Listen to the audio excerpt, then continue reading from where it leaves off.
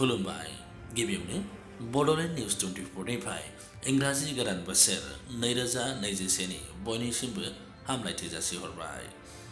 गोदान बोसोर फैनाय लोगो लोगो बयबो पिकनिक जानायनि लाहार फाहार खालामो। दिनै 1 जानुवारि गोदान बोसोर।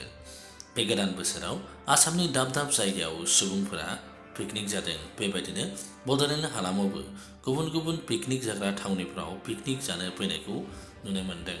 बेबायदिनो क'क्राझारनि साखाथियावनो थानाय धिरबिलावबो पिकनिक जानाय नुनो मोन्दों।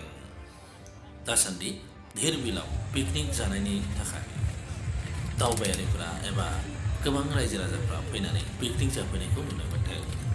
जोंनि मोनसे रिपर्ट।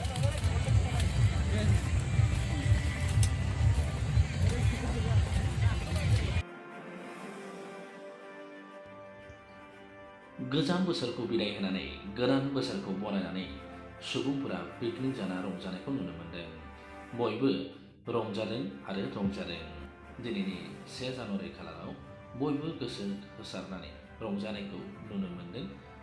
मानो होनोबा 2020 गोजाम बोसोरा मोनसे दुखुनांथाव थासारिजों जोंनिफ्राय बारलांबाय आरो 2021 मायथाइया जाहाथे मोजां लानानै फैयो एबा गोजोन लाबोयो बेखौनो मिजिंथिनानै बयबो पिकनिक जादों जानांगौ।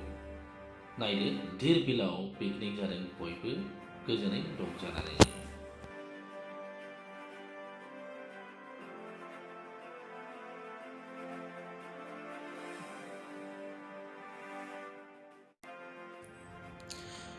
गोजाम बोसोरनि दुखु दाहाखौ ज्राब गारनानै गोदान बोसोराव गोदान मिजिं लानानै बयबो रंजाफैदों, पिकनिक जाफैदों धिरबिलाव।